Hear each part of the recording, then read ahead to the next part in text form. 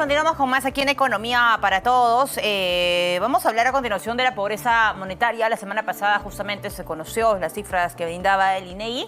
Gonzalo Manrique, economista de IP, está con nosotros porque, a ver, Gonzalo, la pobreza monetaria pasó de 29% a 27.6% el 2024, es la fotografía del año pasado.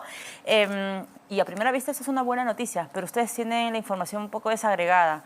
¿Qué explica, en principio, Gonzalo, esta caída, ¿no?, en el nivel de la pobreza monetaria y si es realmente, o sea, es como para mirarla con optimismo o hay que tener ciertos reparos? Sí, para entender por qué ha caído la pobreza es importante entender cómo se calcula. Entonces, la pobreza se calcula a partir de dos variables.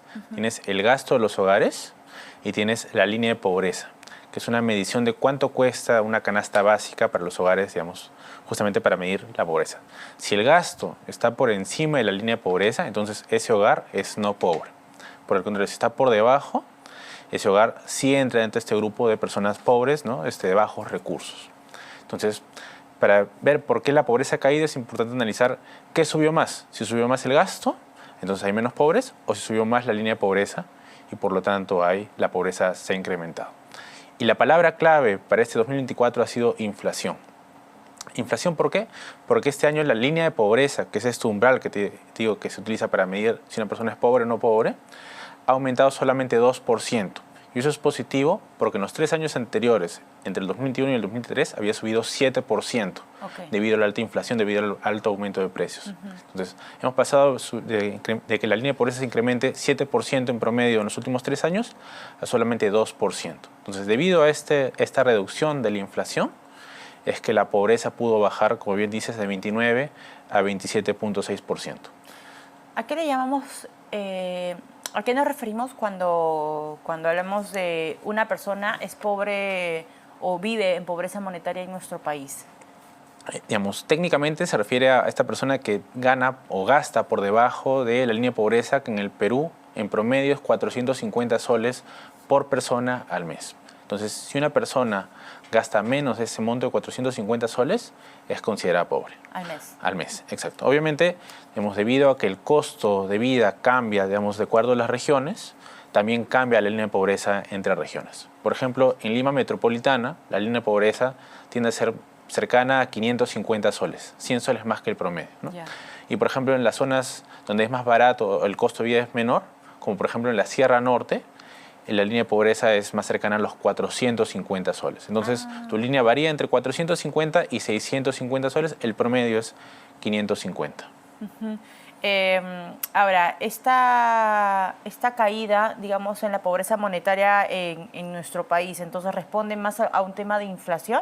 Sí, responde principalmente a un tema de la inflación, lo cual, tú me preguntaste en un principio, ¿esto es positivo? En parte es positivo, porque significa que la inflación ya dejó de ser un problema para los peruanos y eso es controlado. Pero tiene un aspecto negativo, que es que incluso con esta menor inflación, solo hemos podido reducir la pobreza al nivel que teníamos en el 2022, que era 27.5. Entonces, en realidad, ha habido más que una reducción, lo que ha habido es un rebote. Hemos regresado al nivel que teníamos hace 2 años. ¿Post-pandemia? No, todavía estamos muy lejos del nivel post-pandemia. Antes de la pandemia teníamos una pobreza de solamente 20%. Entonces, estamos más de 7 puntos por encima del nivel del 2019, ¿no? Y nosotros, desde el IPE, estimamos que si seguimos creciendo al ritmo, por ejemplo, que proyecta el MEF de 3%, vamos a tardar hasta 20 años en poder regresar a esta pobreza de 20% que teníamos en el 2019, hace nomás 5 años. Qué terrible. Ahora, Gonzalo, ¿este rebote qué significa? O sea, ¿hay alguna similitud? ¿Teníamos el mismo criterio, el mismo contexto social político en el 2022 que ahora? Digamos, justamente en el 2022 teníamos una alta inflación y teníamos un crecimiento también bajo. Ahora lo que tenemos es una baja inflación y el crecimiento aún es insuficiente. Este crecimiento que tenemos, que hemos crecido cerca de 3% este 2024, es insuficiente para continuar reduciendo la pobreza al ritmo que necesitamos, no solamente para alcanzar el nivel prepandemia, sino para seguir reduciendo la pobreza y poder continuar nuestro trayecto a ser un país más desarrollado. Cuando hace muchos años, hablaba yo con algunos especialistas, siempre se asociaba la pobreza monetaria a las zonas rurales de nuestro país. Hoy, ¿Cómo es el rostro de la pobreza monetaria? ¿Es más urbana? ¿Es Lima metropolitana? ¿Cuál es? La pobreza le cambió totalmente la cara a la pobreza. Tal vez no totalmente, pero sí en gran parte la cara a la pobreza. La pobreza se ha vuelto mucho más urbana. El porcentaje de pobres que viven en ciudades pasó de representar el 57% en el 2019 y ahora representa el 73%. Por ejemplo, uno de los lugares donde más ha incrementado la pobreza es Lima metropolitana. La pobreza acá en la capital se ha duplicado, pasó de 14 a 28% en los últimos 5 años. Entonces, nosotros en el 2024 tenemos más o menos 3 millones más de pobres de los que teníamos antes de la pandemia. Y un tercio de estos 3 millones residen aquí en Lima metropolitana. Entonces, gran parte de este aumento de la pobreza, la mayoría en realidad, se debe al ámbito urbano. Y hay un grupo de personas que viven en una situación de vulnerabilidad, Gonzalo, que cualquier situación, o se pierda un trabajo, o no sé, pues X motivos, podría generar que este grupo de personas caiga a la pobreza monetaria. Sí, existe ese grupo. A veces la definición de cuál es el umbral para ser vulnerable varía de acuerdo a la institución, pero según el INEI, ahorita no tengo el dato exacto, pero suele ser entre 100 y 150 soles por encima de la línea de pobreza. Ya. Efectivamente hay este grupo, pero yo me centraría, más que en este grupo vulnerable, yo me centraría también en lo opuesto, en los pobres extremos.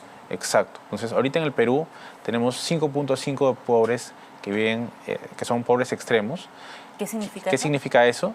Que no solamente no cubren la canasta básica de 450 soles que te comentaba, sino que no cubren una canasta alimentaria. O sea, no pueden ni siquiera comprar los alimentos suficientes para subsistir. Estamos hablando más o menos de 250 soles al mes por persona, ¿no? Y este porcentaje se ha duplicado con respecto al nivel prepandemia.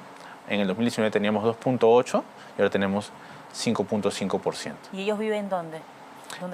La pobreza extrema sí se concentra principalmente en la sierra y en la selva. Eso sí no es tanto urbano. En el ámbito urbano es más que todo los pobres no extremos, es donde se ha incrementado. Ahora, ya para ir cerrando, Gonzalo, ¿las estrategias actuales de estos programas sociales sirven para este nuevo rostro de pobreza monetaria en nuestro país? ¿Se tiene que ajustar? Yo imagino que sí, porque mientras va cambiando un poco el escenario, las estrategias tienen que ir, digamos, acorde a eso, ¿no? Exacto, definitivamente se necesita un ajuste. Muchos de los programas que tenemos actualmente están enfocados más en el ámbito rural que en el ámbito urbano, entonces es necesario hacer esta adaptación. Pero en general, desde el Estado hay dos tipos de política que tienen que balancearse. Tienes las políticas de alivio de la pobreza, que son medidas de corto plazo, como por ejemplo Juntos, Pensión 65, que entregan dinero de manera condicional, que te ayuda a subsistir y digamos, tal vez ayudarte a vivir en ese escenario de pobreza. Pero lo más importante en el largo plazo son estas medidas de reducción de la pobreza, ¿no? Que tiene que ver mucho con crear infraestructura. Hablabas, por ejemplo, con Raúl Andrade de estos programas educativos, ¿no? Como becas por impuestos, sí. etcétera, que son medidas que generan capital, no solamente físico, sino también capital humano, Claro. que te ayudan a reducir la pobreza en el largo plazo. Entonces, estas son las medidas más urgentes que se necesitan y adaptarlas también al ámbito urbano, como venimos conversando. Perfecto. Gonzalo, muchas gracias por acompañarnos esta tarde. Gonzalo Manrique, economista del Instituto Peruano de Economía, hablando justamente de las cifras reveladas la semana pasada de pobreza monetaria por parte del Instituto Nacional de Estadística e Informática. Amigos, hasta aquí Economía